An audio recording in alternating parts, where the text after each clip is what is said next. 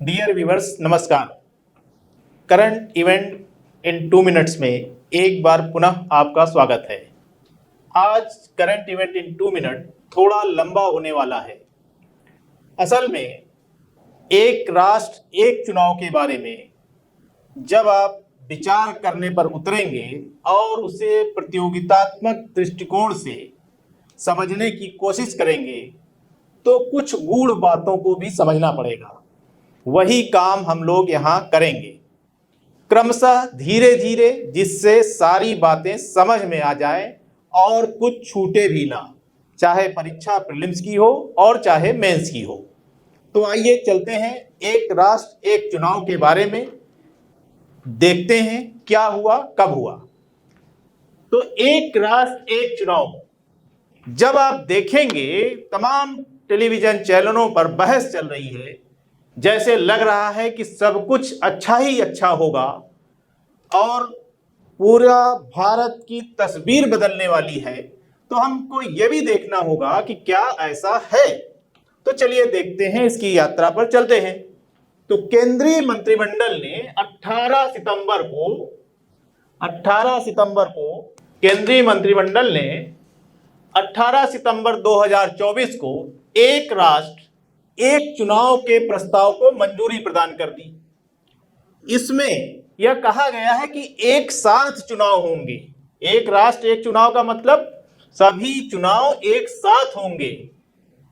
यह प्रस्ताव पूर्व राष्ट्रपति रामनाथ कोविंद की अध्यक्षता वाली उच्च स्तरीय समिति ने 14 मार्च को सौंपी गई अपनी रिपोर्ट में दिया था, लेकिन केंद्रीय मंत्रिमंडल में जो मंजूरी दी है वो 18 सितंबर को दी है। तो अब देखिए कि प्रस्ताव के अनुसार क्या कहा गया है। प्रस्ताव के अनुसार चुनाव 2 चरणों में होंगे। एक प्रथम चरण जिसमें लोकसभा और सभी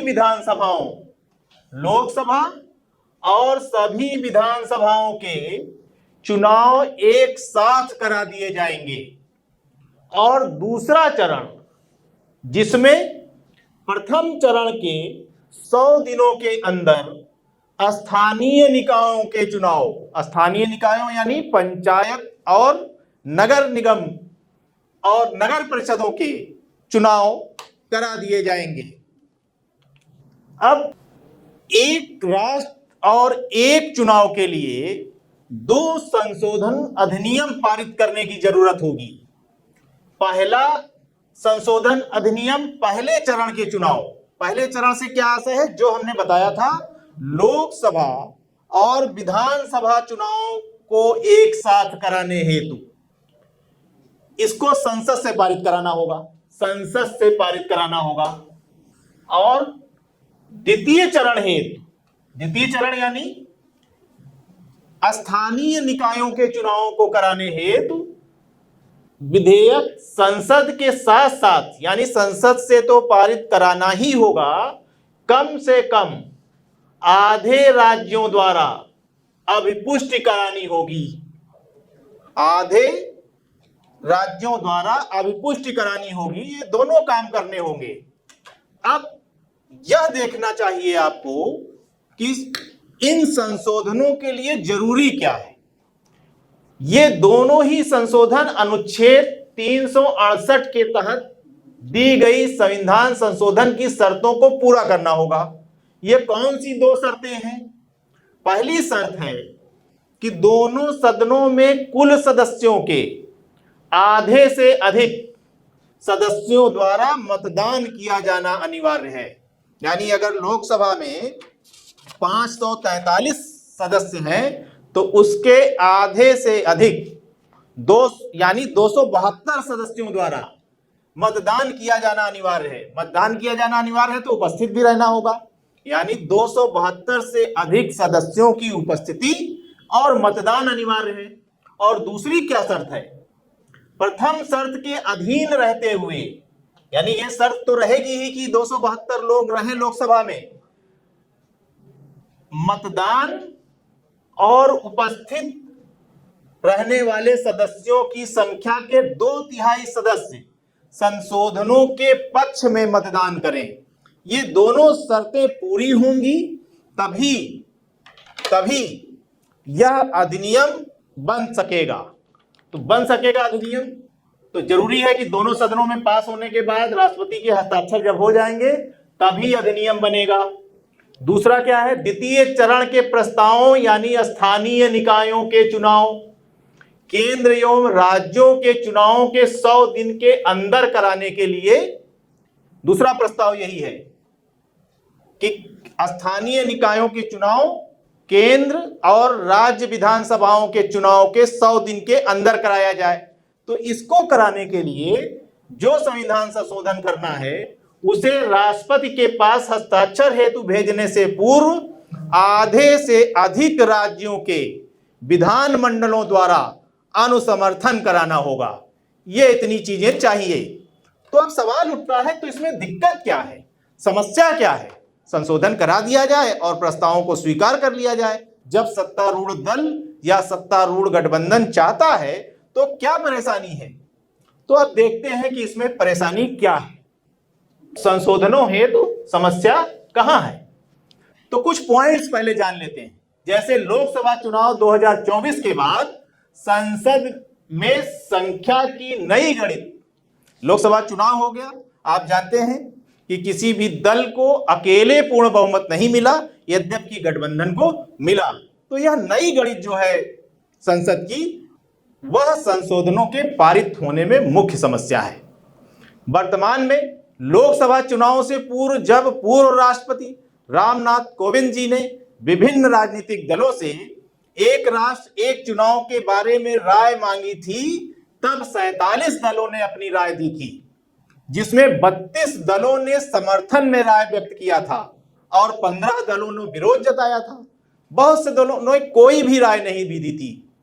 और उस समय जिन 32 दलों ने समर्थन किया था, ज्यादातर एनडीए गठबंधन के दल थे और उसमें ओडिशा के बीजू जनता दल भी शामिल थे जिन्होंने समर्थन किया था। लेकिन अब इस दल ने इसका विरोध किया है। एक तो ये बात आ गई। दूसरा, ये जो संख्या गणित की मैं बात कर रहा था, वो किस प्रकार से समस्या आ रही है ये देखना होगा। लोकसभा एवं राज्यसभा की संख्या गणित कहां बाधा हो रही है? देखिए, लोकसभा में कुल सदस्यों की संख्या है 543।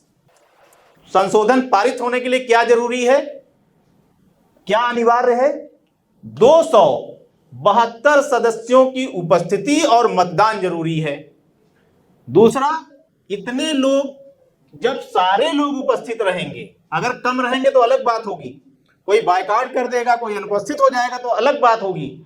लेकिन अगर ये सभी लोग उपस्थित हों तो संशोधनों को पारित होने के लिए कितने लोगों द्वारा समर्थन किया जाना जरूरी है? 362। लेकिन एनडीए के सदस्यों की कुल संख्या क्या है? 293 और बीजेपी की है 240। इसी तरह से जब हम राज्यसभा की बात करेंगे, क्योंकि दोनों ही सदनों से यह विधेयक पारित होना है, तो राज्यसभा में कुल अनुमत संख्या 250 और वर्तमान में जो सीटिंग व्यवस्था है वो है 245। ये सीटें हैं, तो इनके आधे से एक ज्यादा या आधे से ज्यादा सदस्यों का उपस्थित रहना अनिवार्य है। एक तो ये शर्त पूरी होनी चाहिए, और दूसरी, जितनी उपस्थित हों उसके 2/3 समर्थन में मतदान करें। तो ये शर्त पूरी हो पाएगी कि नहीं हो पाएगी, ये देखना है। यही अड़चन है संशोधनों की ना हो पाने में। तो जब हम देखते हैं कि अभी 233 है, इससे ज्यादा उपस्थित नहीं हो पाएंगे अगर आज की डेट में मतदान हो जाए तो जब ये सब उपस्थित हो जाएंगे 245, तब तो 164 चाहिए। और अगर जितने रिक्त हैं उनको छोड़ दें, ये 233 लोग उपस्थित हो जाएं, तब 156 मत चाहिए समर्थन में। और एनडीए के पास कितने हैं? 121 और बीजेपी के पास अकेले हैं 96।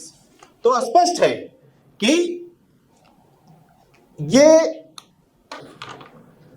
संशोधन विधेयक पारित नहीं हो पाएंगे। उपर्युक्त संख्या गणित यह स्पष्ट प्रतीत कराती है कि सत्तारूढ़ दल के लिए एक राष्ट्र एक चुनाव योजना हेतु आवश्यक संशोधनों से संबंधित विधेयक पारित करा पाना लगभग असंभव है, क्योंकि संख्या गणित पूरी नहीं हो रही है।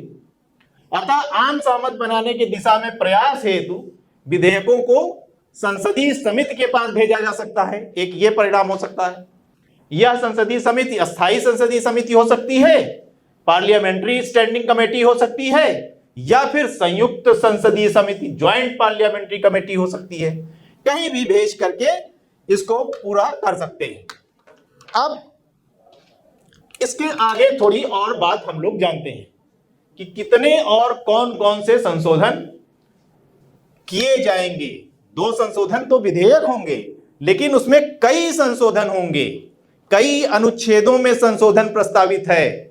तब एक राष्ट्र एक चुनाव की प्रक्रिया संभव हो पाएगी। राष्ट्रपति कोविंद समिति ने एक साथ चुनाव कराने के लिए संविधान में अनेक संशोधनों की सिफारिश की है। मोटे तौर पर इनकी संख्या 15 संशोधनों की है, और जिसके लिए 2 विधेयक लाए जाएंगे। अब ये 15 संशोधन कौन है, इसको हम लोग जानने की बात करेंगे। तो एक विधेयक तो ऐसा है, 2 विधेयक आएंगे और 15 संशोधन होंगे। एक विधेयक है जो लोकसभा और राज्यसभा विधानसभाओं के चुनाव एक साथ कराने के लिए लाया जाएगा। इसे संसद के दोनों सदनों के विशेष बहुमत से पारित कराना अनिवार्य होगा। और एक दूसरा विधेयक होगा जिसे नगर पालिका और पंचायत चुनाव हेतु एकल मतदाता सूची निर्माण हेतु लाने के लिए जरूरत होगी। इसे संसद के दोनों सदनों के विशेष बहुमत के साथ साथ आधे से अधिक राज्यों के विधान मंडलों से अनुमोदन भी जरूरी होगा। अब कौन कौन से ये संशोधन हैं, ये एक नजर हम लोग डालेंगे बहुत जल्दी से। इसका पीडीएफ आपको प्रदान कर दिया जाएगा, आप देख लीजिएगा। उसमें जैसे संविधान में एक नया अनुच्छेद 82A जोड़ा जाएगा, किस लिए? एक साथ चुनाव प्रक्रिया स्थापित करने हेतु। 82A1 अनुच्छेद 82A को लागू करने की अधिसूचना हेतु संशोधित किया जाएगा या लाया जाएगा। अधिसूचना की तिथि को नियत तिथि या निर्धारित तिथि कहा जाएगा। 82A2 अनुच्छेद जोड़ा जाएगा, जो बताएगा, जो निर्धारित करेगा नियत तिथि के बाद गठित हुए, यहां कर देते हैं, गठित सभी विधानसभाओं को लोकसभा के पूर्ण कार्यकाल की समाप्ति पर समाप्त करने के लिए, यानी 82(2) में यह व्यवस्था होगी कि एक निर्धारित तिथि के बाद जो भी विधानसभाओं के चुनाव हुए सब लोकसभा के साथ विघटित हो जाएंगी। फिर 82A3 चुनाव आयोग द्वारा लोकसभा एवं राज्यसभा की विधानसभा चुनाव एक साथ कराने के लिए लाया जाएगा, संशोधित किया जाएगा, जोड़ा जाएगा।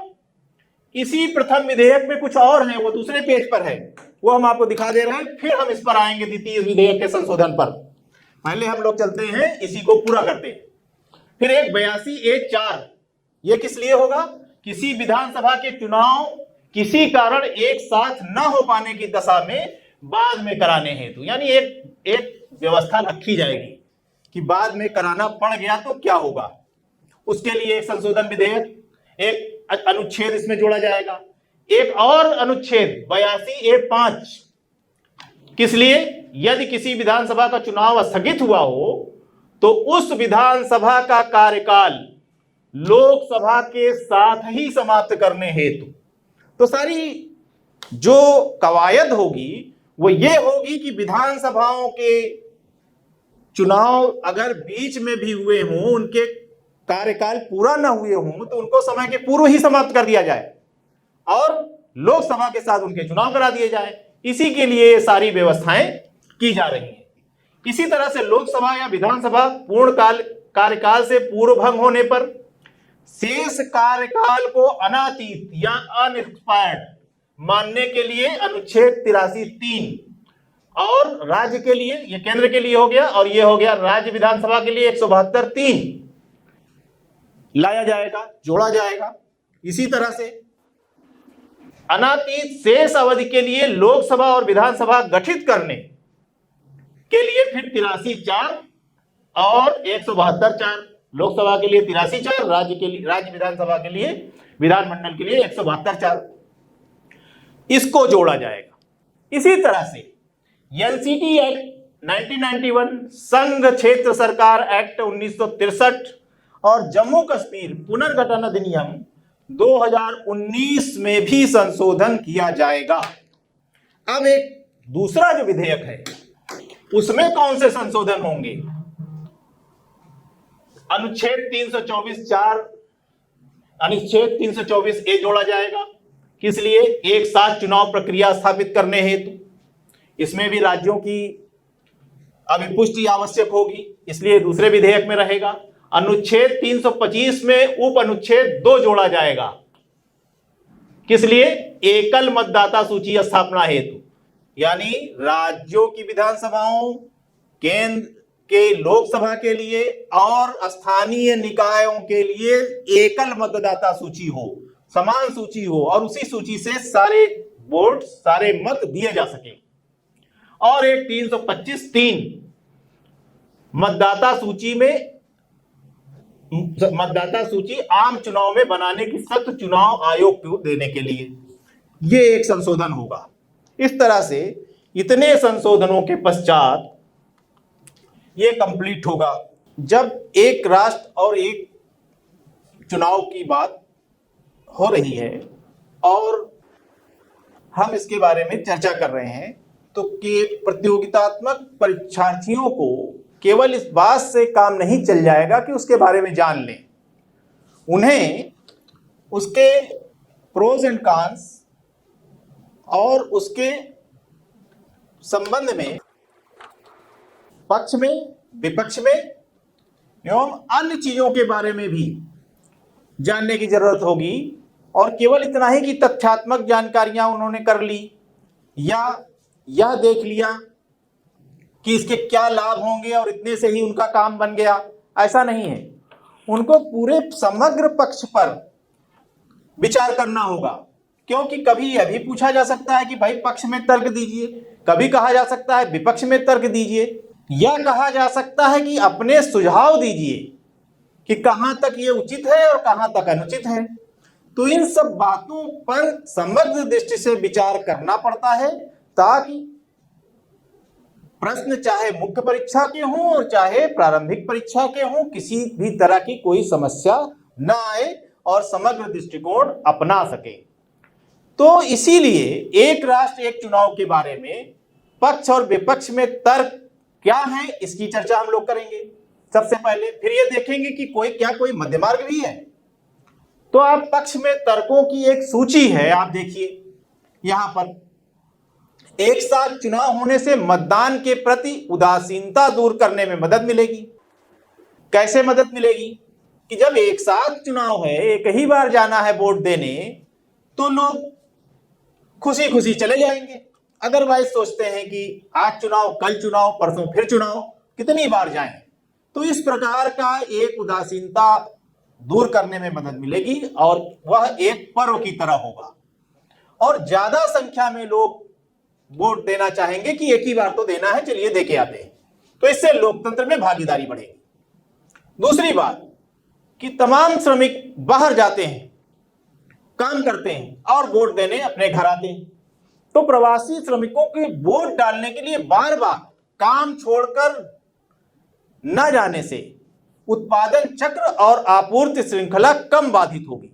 यानी बिहार के मजदूर हैं, दिल्ली में काम कर रहे हैं, लोकसभा का चुनाव हुआ तो वो आए यहाँ, फिर विधानसभा का चुनाव हुए तब आए, स्थानीय निकायों के चुनाव हुए तब आए। तो अनेक बार आने से, या फिर विधानसभा भंग हो गई तब आए। तो इस तरह से बार बार आने से जो उत्पादन श्रृंखला बाधित होगी वो नहीं होगी, वित्तीय बोझ कम होगा। बहुत सी बातें एक ही बार हो जाने से, एक ही बार जाने से जब सभी वोट पड़ जाएंगे तो निश्चित रूप से फाइनेंशियल जो बोझ होगा वो कम होगा। आप देख सकते हैं यहां पर है।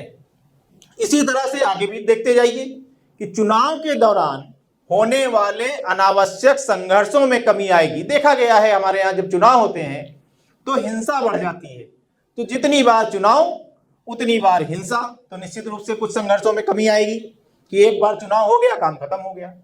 फिर केंद्र और राज्य के मध्य कटुता में कमी आएगी। वो कैसे कि जब एक बार केंद्र में चुनाव हो गया और फिर राज्य में चुनाव जब आया तो राज्य में अलग दल की सरकार है, तो इस तरह से कुछ कटुता आ जाती है चुनाव के दौरान, जैसा कि आजकल हम लोग देख भी रहे हैं। बार बार चुनाव ना होने से सरकार के निर्णय लेने की प्रक्रिया बाधित नहीं होगी। कभी कभी आचार संहिता लग गई या चुनाव हो गया तो लोग या नेता उसमें व्यस्त हो गए, इस वजह से सरकार के निर्णय की प्रक्रिया प्रायः भंग हो जाती है, चरमरा जाती है पूरी व्यवस्था। तो इस तरह से एक ये भी पक्ष में तर्क है। एक और तर्क है कि एक साथ चुनावों से वास्तविक आय वृद्धि अधिक होती है। कैसे होती है कि जब चुनाव एक साथ ही संपन्न हो जाएंगे तो आपूर्ति श्रृंखला कम बाधित होगी, उत्पादन ज्यादा होगा, लोगों का समय कम खराब होगा, तो वास्तविक आय में वृद्धि होगी। इसी तरह से आचार संहिता की अवधि बहुत ज्यादा बढ़ जाती है, यद्यपि ये तो विपक्ष में तर्क है। और इसी तरह से प्रत्येक चुनाव के बाद महंगाई बढ़ती है, यह भी विपक्ष में तर्क है। एक और कहा गया है कि संघवाद के विरुद्ध विपक्ष में तर्कों की हम बात कर लेते हैं। दो तर्क उधर थे, महंगाई बढ़ जाती है और आचार संहिता के दिवसों में बहुत ज्यादा वृद्धि हो जाती है, क्योंकि जितनी बार चुनाव उतनी बार आचार संहिता, तो उतनी बाधित होती है। और विपक्ष में और तर्कों को देखते हैं कि संघवाद के विरुद्ध है, राज्यों के अधिकारों का हनन होगा। तमाम देखा गया है कि जब चुनाव होता है तो अलग राज्य होंगे, तो राज्यों के अधिकारों का हनन करने की कोशिश केंद्र द्वारा होती है और राज्यों की बातों पर कम ध्यान दिया जाता है। और जब एक ही बार चुनाव हो जाएगा तो केंद्र क्या करेगा? केंद्र राज्यों की बातों पर कम ध्यान देगा। यह अव्यवहारिक है। दूसरा पॉइंट है विपक्ष में, अव्यवहारिक है। क्यों? कि किसी न किसी कारण से मध्यावधि चुनाव की जरूरत पड़ ही जाती है। कभी त्रिशंकु विधानसभा हो गई, कभी खरीद फरोख्त हो गई, कभी कोई अन्य कारण आ गए। तीसरा पॉइंट है सरकार बदलने के जनता के अधिकारों में कमी आएगी। यानी जनता अगर चाहती है कि नहीं ये सरकार बदल देनी चाहिए, तो अब उसको मालूम है कि 5 साल से पहले कुछ हो ही नहीं सकता, या जब होगा भी तो शेष अवधि के लिए होगा, तो उसके अधिकारों में कमी आएगी, वो आंदोलन नहीं कर सकती या उसके प्रति विमुख हो जाएगी। इसी तरह से एक और पॉइंट है, सरकारें निरंकुश हो जाएंगी कि उनको पता है कि 5 साल के लिए हमारा फिक्स हो गया, अब ना कोई आंदोलन होना है ना कुछ होगा, और कोई दूसरा आएगा तो शेष कार्य अवधि के लिए आएगा, तो इससे लोकतंत्र पर आघात होगा। और इसी तरह से भारत की विविधता के अनुरूप, आवश्यकता के अनुरूप अलग अलग चुनाव उचित हैं, तो अब नहीं हो पाएंगे। तो ये विपक्ष में तर्क है कि कहीं पर मौसम, भारत का एक बड़ा भूभाग है जहां जाड़े में चुनाव ठीक है, एक कुछ भूभाग ऐसा है जहां गर्मी में चुनाव ठीक है, या कुछ और कारणों से अलग अलग विविधताओं के कारण अलग अलग डेट होनी चाहिए, तो वो बात नहीं हो पाएगी क्योंकि एक साथ चुनाव हो रहे हैं। और इसी तरह से यह प्रावधान नहीं है इस विधेयक में या इस योजना में कि अगर किसी दल को बहुमत नहीं मिला तब क्या होगा। और दूसरी बात कि क्षेत्रीय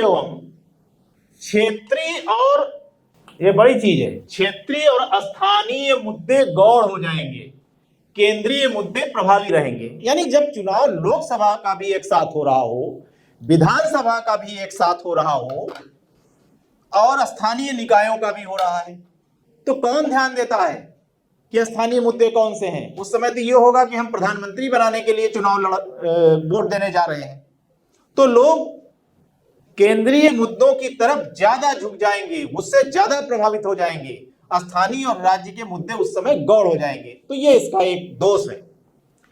इसी तरह से केंद्र एवं राज्यों में समान दल की सरकार चुनने की संभावना ज्यादा बढ़ जाएगी। कैसे? जब एक ही समय में वोट देने जाता है व्यक्ति, तो प्रायः यह देखा जाता है कि समान दल को वोट देने की प्रवृत्ति अधिक होती है।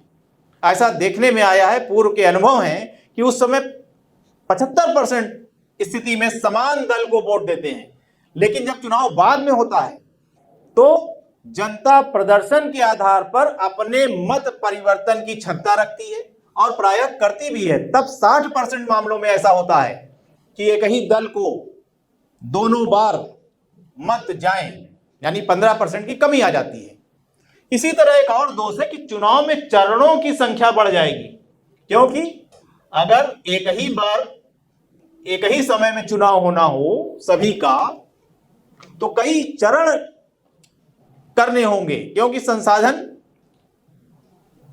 ईवीएम मशीनें, सुरक्षा के जो हमारे जवान हैं, इनकी कमी इस बात को मजबूर कर देगी कि कई चरणों में चुनाव कराए जाएं। यानी कुल ले दे के बात वहीं पर आ जाएगी कि ज्यादा दिनों में चुनाव संपन्न होंगे। तो अब सवाल उठता है कि अगर ये हो ही ना पाए, ये व्यवहारिक ही ना हो, या चुनाव संविधान संशोधन नहीं ना हो पाए, तो क्या कोई मध्य मार्ग है? क्या कोई तरीका है कि हम उस ओर बढ़ें? है, जरूर है। इसी को आप कह सकते हैं, जब प्रश्न में आपके आए कि कोई अपने सुझाव आप दीजिए कि क्या होना चाहिए, तो इस तरह के सुझाव आप दे सकते हैं कि दोनों चरम स्थितियों, यानी या तो अनेक चुनाव हो या केवल एक ही चुनाव, ये चरम स्थिति है, यानी बीच का कोई रास्ता नहीं है। या तो बार बार चुनाव कराए जाए या तो फिर एक ही बार चुनाव करा दिया जाए। इसके परे एक मध्य मार्ग भी अपनाया जा सकता है, मध्य मार्ग भी अपनाया जा सकता है, और इसे वर्तमान में हम आदर्श सुझाव के रूप में स्वीकार कर सकते हैं। कैसे? कि एकदम से एक चुनाव कि तुरंत सब कुछ त्याग करके सारा चुनाव एक बार में कराइए, स्थानीय निकायों का चुनाव एक बार में कराइए, लोकसभा का एक बार में कराइए, विधानसभा का एक बार में कराइए। ऐसा न करके 5 वर्ष में 3 या 4 चुनावों की ओर बढ़ें। जैसे एक बार में केंद्र सरकार का चुनाव, लोकसभा का चुनाव, और 2 या 3 बार में सभी राज्यों की चुनाव, सभी राज्यों की विधानसभाओं के चुनाव कराए जाए। 8-10 राज्यों के चुनाव एक साथ हो जाए, जैसे अभी हो सकता था कि लोकसभा के चुनाव के साथ 3-4 राज्यों के चुनाव हुए, और उसके बाद अब फिर हरियाणा और जम्मू कश्मीर के चुनाव हो रहे हैं। इसके बाद फिर महाराष्ट्र के चुनाव होंगे, फिर दिल्ली के चुनाव होंगे, झारखंड के चुनाव होंगे। इन सब चुनावों को एक साथ कराया जा सकता था लोकसभा के साथ ही, और फिर जो बचते उनको 2 और बार में करा लीजिए, यानी कुल 3 बार में सारे राज्यों के और लोकसभा के चुनाव संपन्न हो सकते थे। यानी कि एक बार केंद्र में चुनाव और 2 या 3 बार में 8-10 राज्यों को लेते हुए चुनाव करा दिया जाए। चरणबद्ध तरीके से जब एक देश एक चुनाव की ओर हम बढ़ना चाहेंगे, तो चुनावी संसाधन एक साथ नहीं लगाने पड़ेंगे। यानी सारी ईवीएम मशीन पूरे देश के लिए एक साथ नहीं चाहिए, सारे सुरक्षा बल एक साथ नहीं चाहिए, टुकड़ों में चाहिए कि 3 बार में करेंगे, तब संभव है, कोई दिक्कत नहीं होगी। और दूसरी सबसे महत्वपूर्ण बात कि परिणामों का आकलन करके हम देख सकते हैं कि क्या व्यवहारिक कठिनाइयां आ रही हैं और यह व्यवस्था कितनी लाभकारी सिद्ध हो सकती है। अगर 2-3 बार में लाभकारी व्यवस्था आ गई और हम सक्षम हुए, तब इस बात को अमली जामा पहनाया जा सकता है कि चलिए अब एक बार में पूरे देश में चुनाव कराने में हम सक्षम और समर्थ हो चुके हैं, तो उसको कर दिया जाए। 1 नेशन 1 इलेक्शन की जो उच्च स्तरीय समिति बनाई गई थी, उसके बारे में चंद बातें भी जान लेना चाहिए। जैसे समिति 8 सदस्य थी, गठन 2 सितंबर 2023 को हुआ, और इसके अध्यक्ष कौन थे? पूर्व राष्ट्रपति श्री रामनाथ कोविंद जी। सदस्य कौन थे? केंद्रीय गृह मंत्री अमित शाह, श्री अधीर रंजन चौधरी, श्री गुलाम नबी आजाद, वित्त आयोग के पूर्व अध्यक्ष श्री एन.के. सिंह, लोकसभा के पूर्व महासचिव डॉक्टर सुभाष कश्यप, वरिष्ठ अधिवक्ता श्री हरीश साल्वे, और श्री संजय कोठारी, जो कि मुख्य सतर्कता आयोग थे पूर्व। तो इन 7 सदस्यों और अध्यक्ष पूर्व राष्ट्रपति श्री रामनाथ कोविंद के नेतृत्व में 8 सदस्यीय समिति बनाई गई थी। इसके सचिव थे श्री नितेन चंद्र, जो कि भारत सरकार विधि एवं कार्य विभाग के सचिव थे, और समिति ने अपनी रिपोर्ट मार्च 2024 में राष्ट्रपति द्रौपदी मुर्मू को सौंप दी थी। इस तरह से ये थोड़ा लंबा वीडियो इसलिए है कि इसमें सारी बातें समाहित करनी पड़ी। प्रारंभिक से लेके मुख्य परीक्षा तक कुछ भी अब नहीं छूटेगा। तो इस तरह से ये कंप्लीट होता है। फिर किसी विषय के साथ हम लोग मिलेंगे। धन्यवाद।